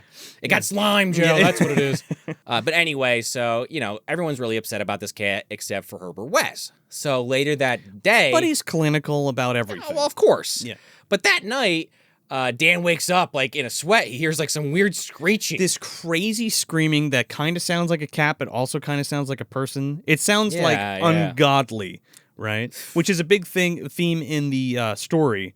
These sounds that should not be coming out of a man, or it's impossible for a man to make. Unearthly almost. Unearthly, yes. So he makes his way down to the basement slowly, kind of. And he's like, what the fuck is that? And he's like, Herbert, wake up! What the fuck is that noise? Oh, yeah. Well, it's Castle Freak in the basement, obviously. So he makes his way down there and then it gets louder and louder. And he finds Herbert with this fucking cat on his back, just screaming, scratching the shit out of him. He breaks down the door and like falls down the stairs. Oh, yeah, he does. You're right. And fucking Jeffrey Combs is running around with his cat on his back and he's like, get it off, kill it. And he doesn't even realize what it is at first. He just sees some blob kind of dart into the back of like some mattresses or something. And it's like going around the basement and they're like trying to hit it with like a croquet mallet and a bat. And Bruce Abbott ends up like grabbing it and just fucking winging it against the wall and just splat. And then realizes, oh, that's my cat! And then he's like, fuck! oh no, that was Rufus. He's like, how's that possible? Right. And then Herbert kind of is like, yeah, pull up a chair. I have some explaining to do. So, reagent. That's what this green shit is. See this green shit? I shot that into your cat and it made it come alive. And he's like, no, it's bullshit. You shot it with something to like slow its heart down or something. And he's like, well, would you agree that it's dead now? You broke its fucking back in half. And he's like, yeah, it's dead. And he's like, okay. He sticks it again with the reagent. Dan telling him not to the entire time. And this thing's like... Well, then, of course, that's when Barbara Crampton comes back to see the most mutilated, the fucked horrible up thing. part of it, yeah. Which, I don't even blame her for getting upset. Yeah. I would have been upset just seeing the fucking cat in the refrigerator. Seriously. She starts screaming, losing her mind, and, you know, Dan tries to console her. But also in the process of this conversation, Herbert West is kind of saying to Dan, like, yeah, even though I said I was just moving in and you never see me and you know, don't worry about me except for on the first when I have to pay my rent. Actually, I need your help. I need you to be basically my Igor, except... you actually have all the connections that I don't have, and I'm going to basically take advantage of that, and you're just going to agree for literally no reason. You're my assistant. We'll be famous together. Right. Which he kind of baits him with that. He does, and I say that, but he's going to get a goddamn good reason in a second. His name's not Dan in the story, but like the narrator is kind of not enamored, but like fascinated by West's work, and that's why he agrees to be his assistant and like do all this nefarious shit, like stealing bodies and all this kind of stuff. I mean, I guess that is kind of part of the reason why he does it, but the real reason is because he has this horrible conversation with the dean, or at least horrible in the sense of it goes not in the way he thought it would.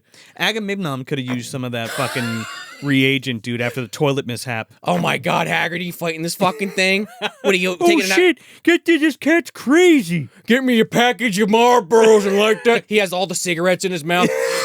It's like smoking. It hits the fucking cat with the like 20 cigarettes at once. Yeah, it's elves and now it's a cat. What the fuck is this about? Thing jumps at him. He does that big smoke cloud. Disappears like Mortal Kombat. So the cat was dead twice. But now it's alive, or now it's dead again. I guess they kill it again. But we fucking smash cut to Dan talking to the dean, and he's like, Herbert West is crazy. He's bringing things back from the dead. Well, actually, at first, he doesn't say he's crazy. First, he's just like, well, he reanimated animal flesh. And then when the dean starts giving him shit, he's like, well, no, wait, I didn't totally agree to that. I saw it. And your daughter saw it. And he's like, my daughter? He's like, you bringing her into this shit? He goes crazy when he hears that. Yeah, and then it's like, oh, your experiments have gone beyond your studies. I'm actually going to rescind your loan. You got to write a public apology and tell Mr. West he's expelled. Expelled. West is expelled. He's suspended. He gets his fucking loan rescinded. It was like, bro, he was waiting for anything for Dan to do to fuck up to send him out of here. Well, and Dan thinks like the only way that Herbert's research actually will have any validity is if he talks to the dean and is like, hey, this could get us a lot of money. Not only that, but like actually proving it. Yeah. So what's the next step? Just doing it anyway. Oh, we're going to reanimate a corpse. Right. But I do kind of love that, like I was talking about earlier, just that the dean does overreact like that. And Dan just can't fucking believe it. He's just like, he was not expecting that at all. Like, literally the worst possible reaction he could have gotten. And now he's helping reanimate bodies because otherwise he's getting kicked out of the school. He has to prove it to the dean. And he's like, yeah, I guess, or else we're all fucked, right? So he doesn't really want to do it, but he doesn't really have a choice. So he's like, fine, we're going to do it. He sneaks West into the morgue, which is great because he's like on the gurney with his like bare feet sticking out. Apparently he had to convince Stuart Gordon to do this scene. Really? Because I think it's a great scene. Well, specifically the shoe thing. Yeah. Because Gordon didn't think he'd be able to get the shoes on fast enough. Because his feet are, like you just said. But when they move into the morgue, Jeffrey Combs is a goddamn wizard. He's quickly lacing these fuckers on. Oh, yeah. Well, and it's pretty damn quick, but but just do the cut. Like, it's fine. Because they do cut, and he's got his shoes on, and he's all good to Jeffrey Combs had to swing that dick around a little bit. He said, Stuart, trust me. I can do it. And he did. And he did. And it's a memorable scene for that. Also the guard, by the way, because I brought him up earlier. Hey, you got my lunch under there? He's like, that's a meatball. Guy's face got squished by a car. He's like, oh, yeah, I don't want to see that. I can get some coffee. Yeah. break time. Yeah, break time. Again, he's going to get coffee. He's going to jerk off in the bathroom. Again, Stuart Gordon did confirm it. It's not a rumor. No, I mean, it's pretty obvious when you watch the movie later, of course. Yeah. But they're going through like these corpses in the morgue, and I love how Jeffrey's reading all like how they died, and he's like, shotgun to the face, damn it. Here's your meatball. So the thing is that we didn't mention is he needs the freshest bodies possible in order for reanimation. So which he talks about with the cat. They can't be dead too long, or else like brain damage will settle in, and they'll have like That's why they go crazy. Right. But they're in the throes of death usually before they die. So that's where they come back to into that moment. So I thought this was cool too, because when they find the body, it's like, oh, this guy died of heart failure. That was one of the things from the book where he's like, oh yeah, his heart just gave out. But what's the creepiest part about that in the book is when he resuscitates, he gives him the reagent and he wakes up. It's the first time that one of the corpses talk. And it says something like, no, get your hands off me, you little weasel guy. And then like his heart gives out and he dies. So like it insinuates that like Herbert killed him, like strangled him to death rather than him like dying of a heart attack. And the body was just there that he already knew about it. Yeah, and he's like, yeah, it's fresh. It's really fresh. He just died on the doorstep. I don't know what to tell him. Oh my God. I kind of like that more, but we'll get there in part two. It's good. Well, actually, we're going to get there very shortly. Yeah. As I say that, because they do reanimate the one body that's intact, that has the brain intact, but is also like in perfect peak physical fitness, by the way. Yeah. The big strong ass motherfucker. Dude, this is like Body by Jake getting fucking turned into a goddamn zombie because they inject this thing. He's like, 12 cc's. All right, I didn't account for the human element. 20 more cc's. Yeah, human dosage. Yeah. Meanwhile, Halsey's arrived with Meg and is like, I said this son of a bitch can't be on the floor. Didn't you tell Dr. So-and-so? It's like, well, he's been in emergency surgery for 4 hours. I'm going to go down there and stab him myself. I think he's in the morgue. And he's like, what? Yeah. You're going to wait right here, Barbara Crampton. No one keep your goddamn eyes off of her.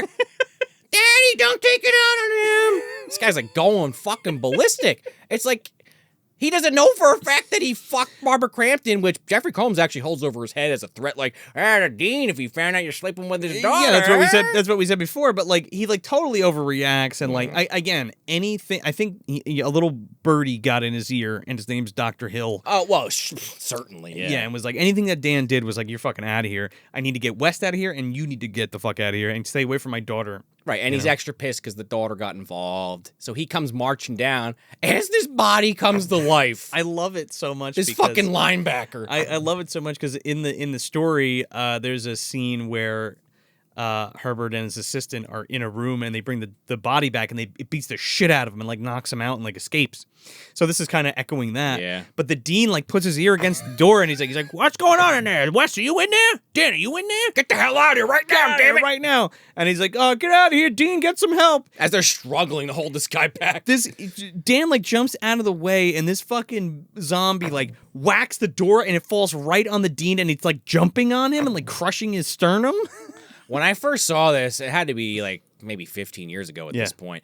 That is such a shocking thing. Yeah. Because, you need somebody to die eventually, but you don't expect the dean to bite it like that.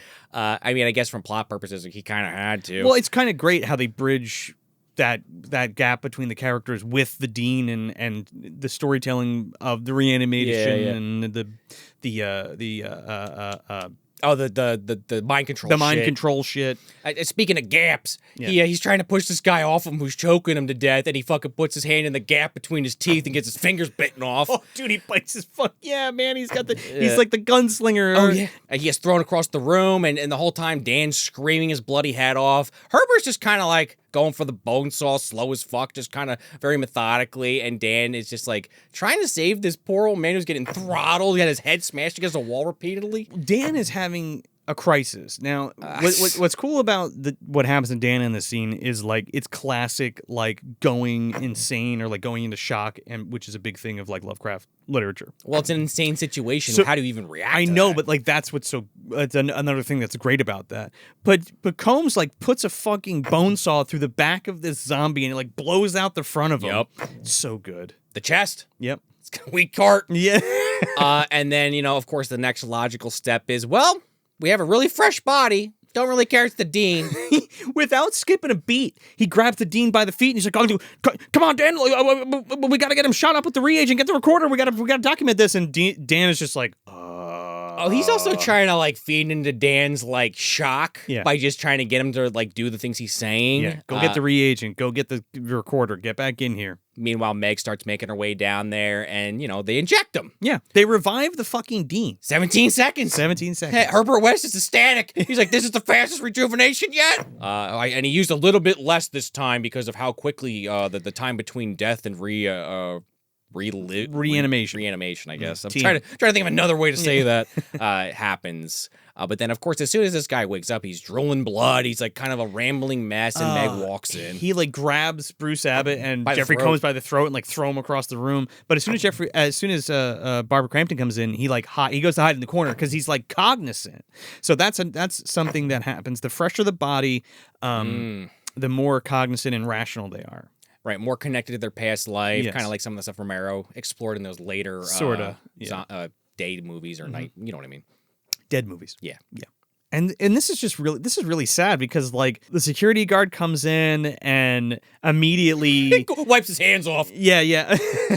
Immediately West is like, "Oh yeah, we were just down here, and I was helping Dan, and the Dean came in and he was crazy and he used the bone saw on that corpse and he snapped or something. And he went crazy and he's like, I gotta get the cops." And Barb Cranston's like, "What did you do to my dad?" Obviously, that's not what happened. But he's a fucking like raving lunatic. He's like foaming at the mouth.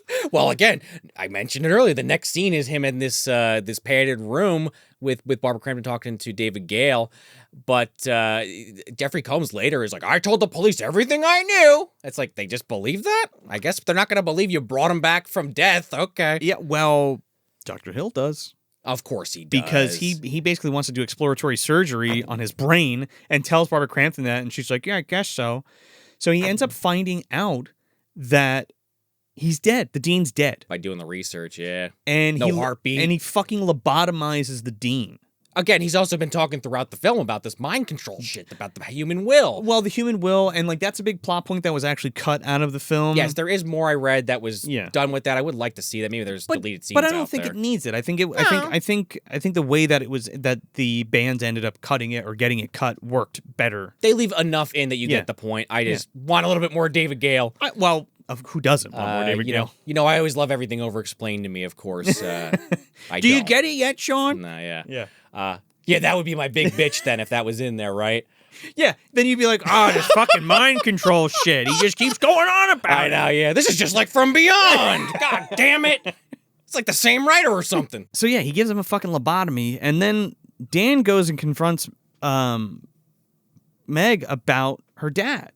And he's like, "Look, I gotta tell you what the deal is." And she's like, "Tell me, like, what's the problem?" He's like, "You don't understand." She's like, "Just tell me." And she smacks him in the face. She's like, "Your dad's not insane." Smacks him again. "He's dead." Smacks him again. No, really. He's dead. Yeah, and she believes it. She sees what Herbert's capable of. And I kind of love this line where she's like, "I really wanted to hate you. I wanted to hate you with everything. I know. But I can't." It's pretty sad. I mean, I'm paraphrasing, but and then they hug and embrace, and it's like, man, her father, man, that's pretty fucked. Yeah. That forbidden kind of like Romeo and Juliet kind of deal. Even if he was an asshole, he didn't deserve that. No, definitely not. And well, Bruce Abbott feels terrible about what happened. West doesn't. And especially in that, right, exactly. He's writing fucking notes. That's what I mean. He's like calculating. He's like, "Oh, that's amazing that happened." And Bruce Abbott's like, "Oh my God, my life is over."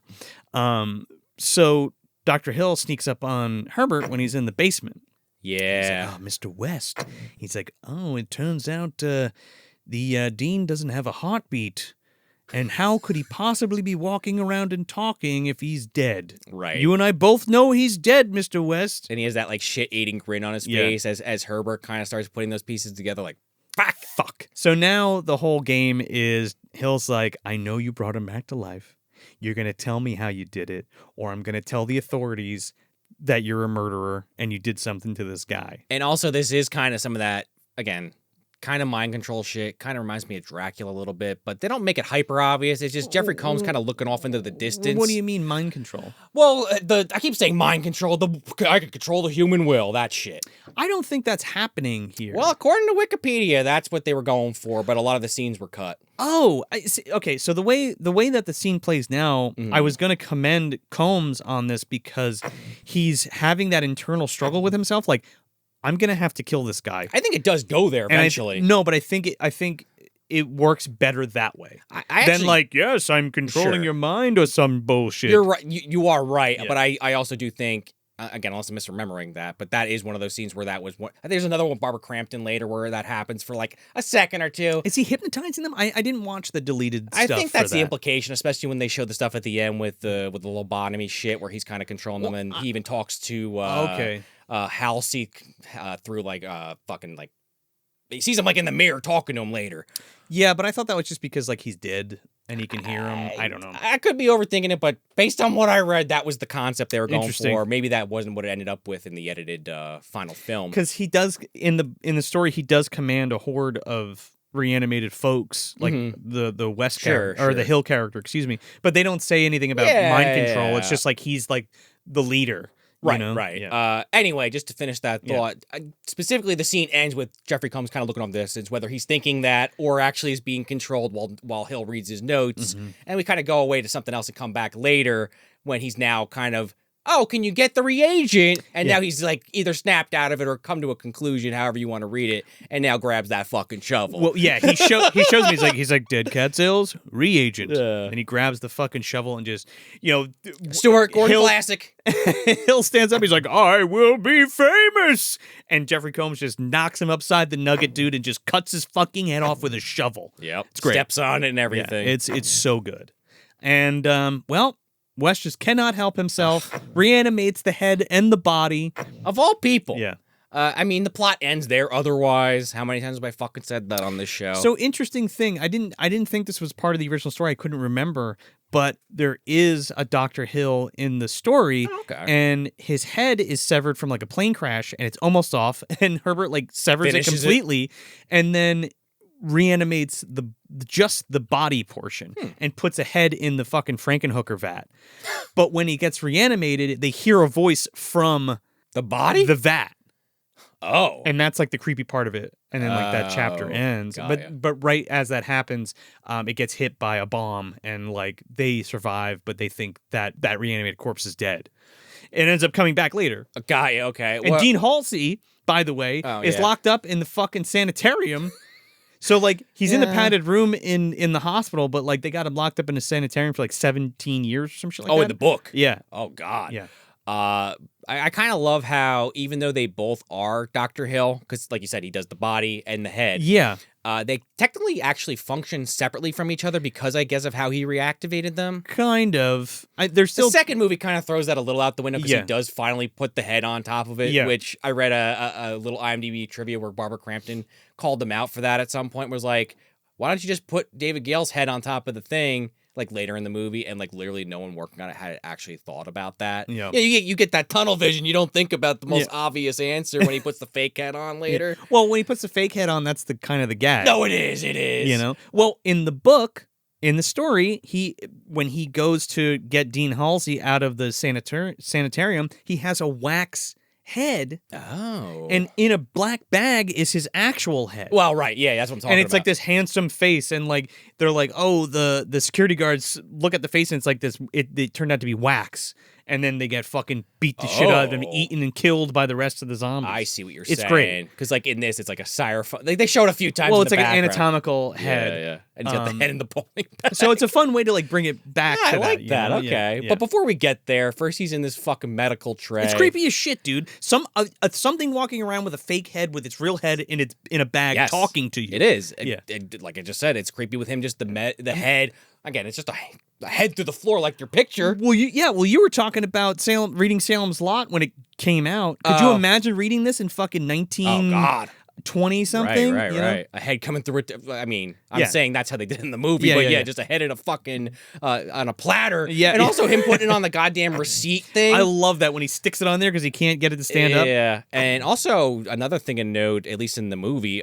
Outside of the Dean kind of right at the end there for reasons that we'll talk about, like Hill is the only one, which again maybe is part of that whole thing with the human will that he talks about, where if you are really hyper focused and you know about this when you die, in theory you could control. I don't forget exactly it's something like that he talks about. So maybe that's why he is in air quotes cognizant. Well, remember that. Even Hill's work is based on Gruber's work. Right. And what West did was take Gruber's work and expand upon it. And he even says, like, this is brilliant. So, like, he understands it. Oh, yeah. And how the human will correlates to the reagent and reanimating the bodies. He has literally all the cards you would need. He's got the missing piece for his nefarious purposes. If him and Gruber worked together, it would have been a different fucking world, that's for sure. Let's make that movie. Not really. But yeah. You're going into some fucking, like, Mangala shit. Oh, God, you're not kidding. Yeah. Holy cow. But yeah, so in the process of him and Jeffrey Combs kind of like, you know, playing a little cat and mouse, you know, bickering contest, Jeffrey gets a little too absorbed in his work and forgets that he also reanimated the fucking body, and it comes up behind him. Well, it's great, too, because he's like, this is the first time a corpse has talked, right? So he's like, oh, the head's alive, and he's like, what did you say? And he's like, you, Wes. Oh, yeah, the long drawn-out bastard. And he's like, what the fuck? You bastard. And then, like, the body, like, knocks him out. And then we kind of, I think that's where we get some more scenes with Dan and Meg. Maybe that might actually be where he drops the bomb. I just kind of glazed over it because we needed to be like, and then this, and then this. So there it is. Sure. But after he talks to her about, your father's a fucking zombie, basically, is when we come back to Wes, like, waking up, like, oh shit. The head's gone, the body's gone, all the reagents gone. And Halsey's been, like, let out of his room by Hill. He's like, time for you to leave. And he goes to send him to go capture Barbara Crampton, which he does, and brings her back to the fucking Miskatonic. Right, and another scene in the interim there, somewhere before that is where he goes to Hill's office. Oh, God, and he's got, like, the file with, like, her hair and, like, photographs. Creepy motherfucker. And Dan says this to Wes. He's like, we gotta go, like, get Meg. He's got this creepy shit. I think he's, like, projected some kind of obsession over her. And Wes doesn't care. He just laughs. Yeah. He's like, well, I have one more reagent upstairs. And then Dan's like, okay. And then we kind of quickly move to our climax where now Barbara's getting brought in by her zombified father. This is great. She gets brought in, but the way Hill gets into the morgue, we kind of talk about it a little bit. He just kind of shuffles his way in with this, like, anatomic head, and there's a lot of dark humor in this movie. Visual gags out the ass, and he kind of, like, sneaks past the guard, and his head is in the duffel bag, and he's like, is that you, Dr. Hill? He's like, yes, it's me. Well, he's reading like a hustler. He walks off for another break. And he's like, huh, it's break time. This guy jerks off more than he works. He's going to go fucking spank a little of that boudoir magazine, man. He is. Yeah. He's sitting right in the opposite stall next to the guy in the relic smoking the joint. Yeah, and then the other stall is fucking Ken Foree about to get killed by Michael Myers. Oh, that's in the true. remake. Yeah, you got the Cathoga, you got Michael Myers, and you got fucking this guy spanking to a boudoir magazine. And Cheech on the other side also. Taking a shit, yeah. They're competing who can blast off first, either from their ass or their dick. We're not sure. But yeah, so we also get probably maybe the last iconic shot from this film coming up. I mean, the whole movie's great. I don't want to sound like just a broken record here, but Dad strips Barbara down to nothing to her birthday suit. She's in her skivs, man. Full bush, full boob, the full enchilada. This is the 5 seconds of her full body. This is the 5 seconds, yeah. That she gave Stuart. And you know, it's just such a creepy scene because, like, he lays her down, like, next to the head in the pan, and he's like, hey, yeah, titties. I've always admired you, Meg. Your beauty. She's screaming. And the fucking body, like, picks up the head and is, like, licking her ear and then, like, licking her boobs and stuff. And, like, right at the end, it's, like, going to, like, do some cunnilingus. That's the shot. The head given head, you know? And that's the part when David Gale's wife, and during the screening, yelled out, David, how could you? And walked out. And then... that's in the memoir, too, by the way. Stuart Gordon confirmed it. Yes. And then shortly after the film's release, they got divorced. Presumably due to this scene. That I didn't know, because even when I saw Jeffrey, he mentioned it too, but he didn't mention anything about the divorce. Yeah, and then I think even I read that David Gale during the shooting of that scene, because I was thinking about that. Yeah. Even if Barbara's wearing like underwear or something, it's still you're like creepy. This fucking close, like this close to her vagina. Yeah. And he was like, I was spiritually bereft. So it was kind of hard on David, and his fucking wife still didn't give a shit. Yeah, I mean, it's just a movie. Yeah, it's fiction. It is. That's what I said, but it's still an uncomfortable thing to shoot, and it's an uncomfortable thing to kind of watch too. I don't know if I'd leave my partner over it, but that happened. Yeah. And then I love, like, right before he's about to stick the old tongue inside the old... the holy hole. The holy hole, yeah. The holiest of holes, yeah. well, it's Barbara's. Yeah. West comes in. He comes in, he like starts berating Dr. Hill. It's just so good. He's like, who's gonna believe a talking head? He's like, get a job in a sideshow. Right. And he's like, you're a scientist and you're working with some bombastic co-ed? Some bimbo. Yeah, bimbo. Yeah. Or bubble-headed co-head, I think he says. Something like that. Yeah, some Dr. Smith shit. Yeah. And then he's like, oh, Mr. West, I hoped you'd come. And he's like, don't worry, Mr. Hill, I have a plan. He's like, I have a plan too. Yeah. Activates all the zombies. They sit up from the gurneys. The burn victim, the one that kind of looks like John Witherspoon, but it's not him. I looked it up. I was like, is that John Witherspoon? It's so good. They all attack. They're trying to get West, and they're going after Barbara Crampton. And the dean recognizes her voice and her face, and like starts like attacking the other zombies to like get her off. He ends up grabbing fucking Dr. Hill's head and starts smushing it like Jason Voorhees style. This is like a watermelon popping. It is so good, dude. This thing explodes in his hands and he chucks whatever's left of it at the wall. Slams it at the wall. I love when they throw the shit at the wall. They do it twice. The cat and then his head, which is pretty great. And then as like Dan and Meg are trying to escape, Herbert West yells out, I know how to defeat him, my plan. Double syringes, baby, full of reagent. And he's like, overdose! Yeah. And he stabs Hill's body. Oops, sorry, HP. He stabs Hill's body and jacks him up, and this fucking thing goes nuts. Which, at that point, I was kind of like, well, the head was already destroyed. Should he really have any kind of control over these other reanimated corpses? In the book, willpower? I don't know. In the book, it does have autonomy. The body does. Yeah, no, like you were saying, and like how he experiments with different parts and how the parts just have autonomy. And he even says that when he's in the basement. He's like, oh, I never did a whole head or a whole body. Yeah, right. And then in 2, he's like fucking connected arms and legs. And fingers with the eyeball and all that stuff. Right. Yeah. And one of the zombies like knocks over like some chemical, and it like there's like this big chemical fog fire caustic thing going on. Ammonia. Everybody's coughing. But he jacks up Hill's body with the reagent, and his fucking insides come alive, like in Dead Alive with Void. And his this is like fucking the Billy Butcher at the end of the last season of The Boys, for Christ's sake. Oh man, his guts come out and wrap around West and like are holding him there and like choking him down. And you think West is done for because Bruce and Barbara leave the room. If they never made a sequel, he's fucking done for. Oh yeah, well they kind of leave it ambiguous, but you're like, oh, he's dead. Don't leave my research! As he's getting strangled. And he takes the bag. Right. So he runs out of there with Barbara, and there's like a couple zombies in the hallway. They run past the couple from the Beyond. Yeah. Same fucking place, obviously. Yeah, dude. Fucking dude's blowing holes in that little girl's head. Barbara Crampton's kind of yelling behind them. Don't go in that painting. They're already in there. It's too late, man. Yeah. Well, they're never getting out of there. Nope. But Barbara Crampton and Dan, on the other hand, are getting the fuck out of there because they make it to the elevator. They do, but a zombie makes it in there and like grabs Barbara by the throat and starts choking her. And Bruce like runs all the way down the hallway to grab this fire axe. Well, he can't punch it off. No, he can't punch it off her, but he ends up like hacking its arm off, which is really cool. But she's in the elevator and she's dead. Well, I think he's trying to like resuscitate her. I think the implication is that the hand, because it's sentient on its own, is still choking the shit out of her, so it didn't actually do anything cutting it off. Well, it falls off and it's like wriggling like in the elevator. Oh, is it? Okay. Yeah, I'm misremembering that. Yeah, though. But she's dead. Yeah, either way. And then, like you said before, you know, the scene kind of echoes the opening scene or his intro after the cold open. Yeah, Dan's intro scene where he's trying to resuscitate Barbara, and Carolyn Purdy Gordon's there, like, just give up. You know, she's done. That's in a happier ending. It would have happened. Yeah, but not that kind of movie. In true Lovecraft form, she is dead. This is a horror movie, guys. Yeah.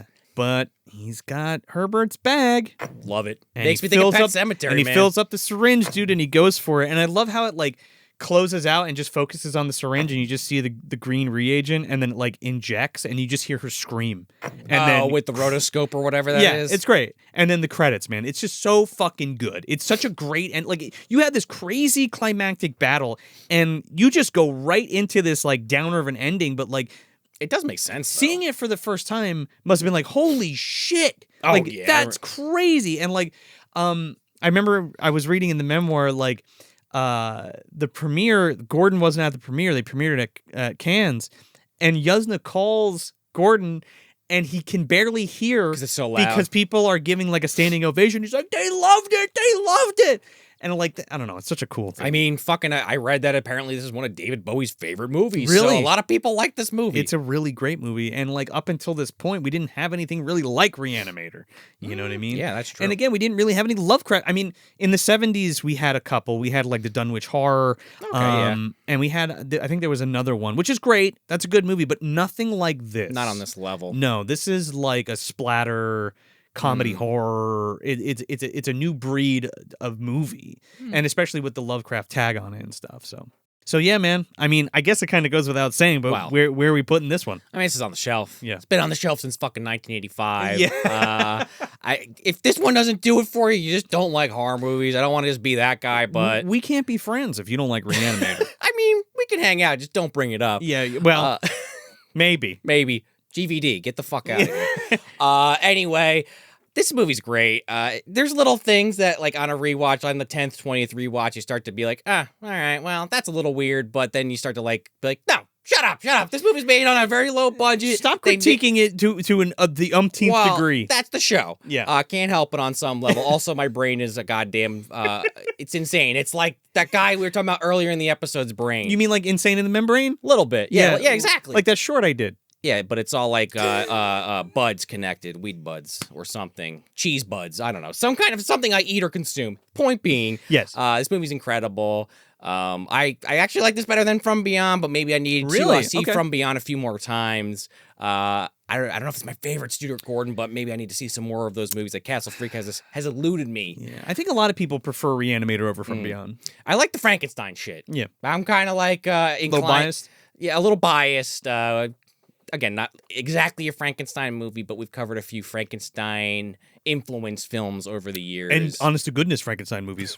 Yeah. Frankenstein Unbound, obviously. Frankenstein Unbound, Mary Shelley's Frankenstein. Well, Kenneth Branagh's Mary Shelley's Frankenstein. That was technically on Hack the Movies, but that is probably most We did talk about accurate. it and cover it, yeah. Accurate is maybe not the right word.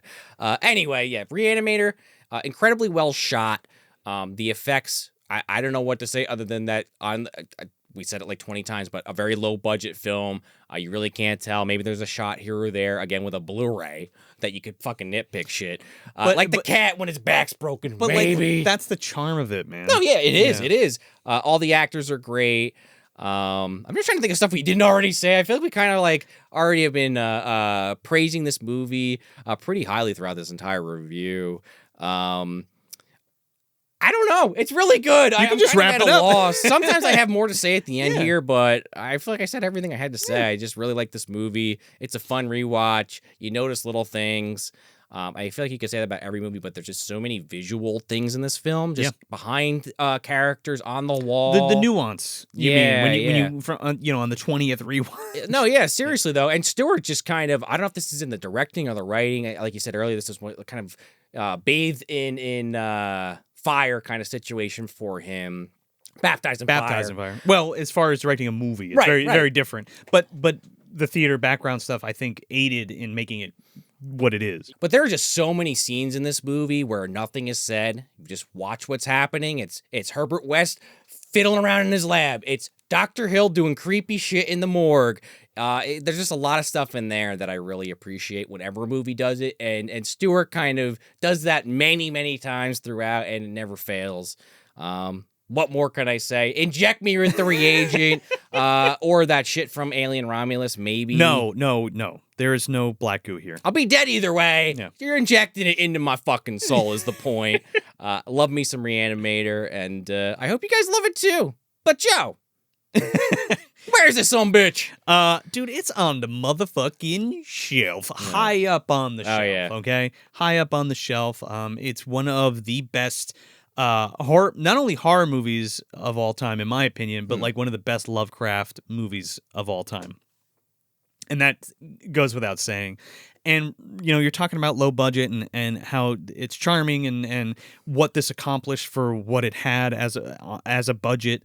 And just Empire Pictures as a whole, and like what Charlie Band did for independent films, not only independent films, but independent horror movies. Low budget movies, and low budget movies. But like we've talked about Empire before, especially on all those Empire, when we did fall on Empire. But like what he did to give audiences something that they weren't getting.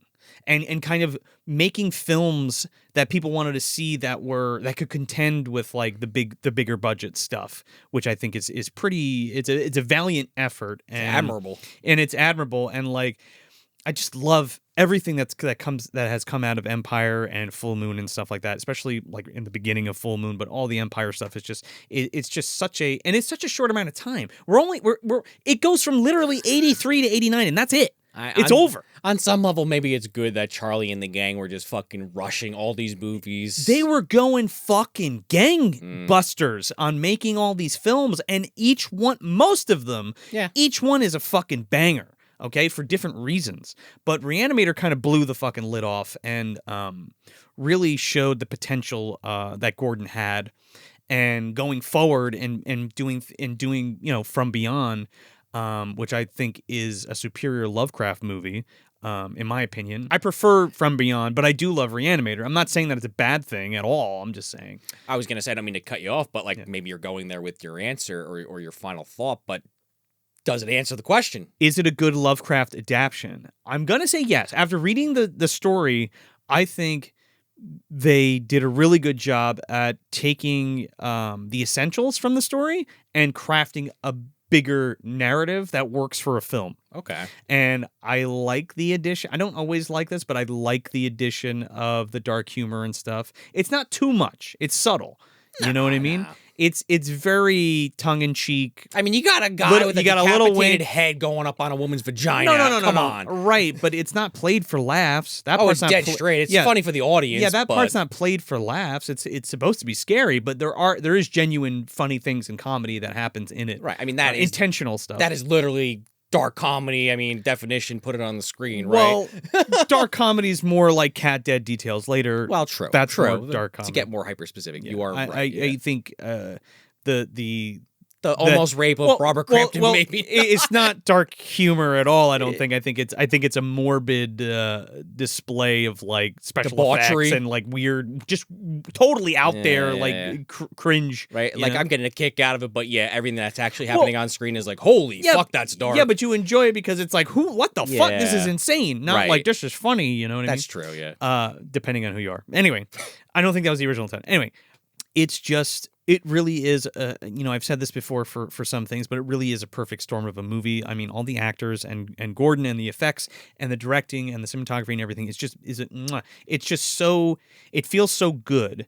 And it's okay that it's not polished and it's a little gritty. And I think that's what I love about it so much. It's independent. I think that's kind of what I've been trying to say. It's independent filmmaking at its best. Yeah, that's why. I think that's what I'm trying to say. I don't mean to always fall back on just saying low budget over and over again, but I think that's kind of what I was also trying to get at. What you just put into words. It's a glaring example of inspiration for a generation. Yeah, I like that, and especially for this guy right here. And again, that's what I said. This movie is what got me into Lovecraft. And that's the jumping off point for your entry point. Yeah, to be like, who the fuck is H.P. Lovecraft? Oh, this is based on the story. Oh, he's like one of the greatest science fiction writers of all time. Yeah, okay.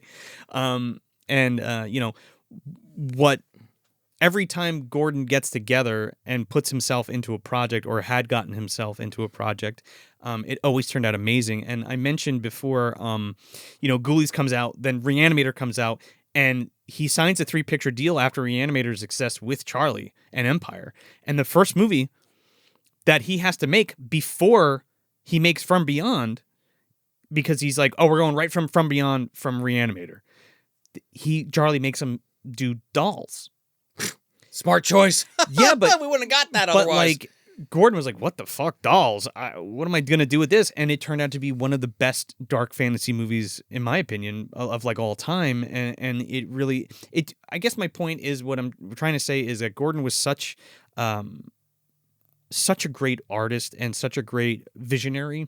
And he might not be fucking Steven Spielberg, or he might not be, who else? Who's the fucking guy who made Inception? Oh, Chris Nolan. Yeah, Chris Nolan. I'll tell you one thing. I haven't fucking watched any Chris Nolan movie more than one time.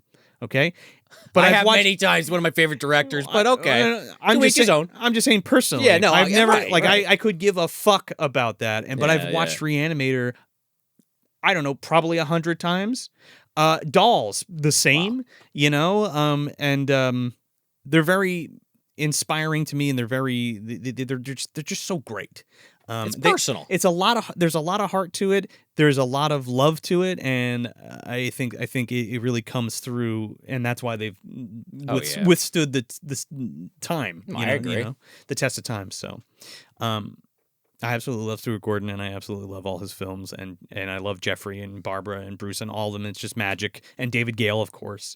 Beekler's in there too. Don't forget about him. Beekler's in there too, and Charlie Yuzna. and Charlie Band and Brian Yuzna. So it's like it's everybody. Yeah, that's like your Italian wedding soup. It's got a little bit of everything in there. It's my smorgasbord. Yeah. It's my beautiful cheese plate of all the good stuff. Your charcuterie board. Yeah, it's my charcuterie board. Yeah, but absolutely love this film so much. And if you haven't seen it, are you on fucking drugs? Are you on drugs? Go. They're on reagent. You're on reagent. We're going to have to resuscitate you or reanimate you, rather. Go check it out if you haven't seen it. If it's your first time or you never heard about it before, just jump right in. Just go for it. You're gonna have a blast. It's so much fun. And you got some sequels if you're interested. And you have some sequels. You can have it there. Bride is more comedy based. Some more stuff from the book, like we talked about. But it does pull a lot from the book, surprisingly. And then Beyond Re-Animator is not everybody's cup of tea. Let's put it that way. But it is decent. And it takes place in a prison, and Jeffrey comes back. Yeah, Jeffrey comes back as Herbert West, but he's in a prison reanimating bodies and stuff. And there's they introduce this new mechanic called NEP, which is neoplasmic energy or something like that. Huh. And that is what keeps your consciousness and human will or whatever paired with the reagent and kind of marries them, where you become fully cognizant, but you're still a zombie. They're just trying to come up with new ways to make it work at that point. It sounds like. Sure. But yeah, they're all worth a watch. Big time. But yeah, before we get out of here, don't forget, we're going to have a giveaway on Instagram. We have a From Beyond still signed by Jeffrey Combs for one person. And we're also giving away this poster signed by Jeffrey Combs from the Beyond Re-Animator Jeffrey Combs retrospective put on by Exhumed Films from the Colonial Theater. So you definitely want to run over to Instagram, find out how to win, and get yourself some cool stuff. And after checking out the contest over on Instagram, if you want some more Movie Dumpster content, you can head over to patreon.com/Movie Dumpster. You can sign up for a $2, $5, or $10 tier. And if you sign up for the $2, you get yourself an ad-free audio version of the show. And the 5 and 10s also get you some Movie Dumpster merch, like t-shirts, glow-in-the-dark pins, air fresheners. We got some stuff. And we also have new on YouTube channel memberships, which kind of gives you a lot of the same stuff, including commentary tracks, minisodes, junk mail episodes, our mailbag series. You don't get any physical items on YouTube, but if you don't want to go over to Patreon, that is also an option if you want to check that out. Yeah, man, and before you get out of here, if you can do us a favor, if you're watching on YouTube, like this video, share it with your friends, and if you haven't, subscribe, please. I know there's a lot of people watching this that have not subscribed or liked the video, so please do us that favor. It takes 2 seconds. It really helps us. If you're enjoying the show, we'd really appreciate that. And if you're listening on your favorite podcast app, it's the same thing. Leave us that 5-star review. Leave us an actual review on there. Let us know what you're thinking of the show. It helps the show grow, get out to more listeners that would enjoy it. So if you're enjoying it, I'm sure there's somebody else that would too. So share the wealth. You know what I'm saying? Grow the dumpster community for us. And if you want to keep up with the Dumpster Dudes, you can always follow us on social media at Movie Dumpster or head over to MovieDumpsterPodcast.com. We got all our episodes on there for you to check out.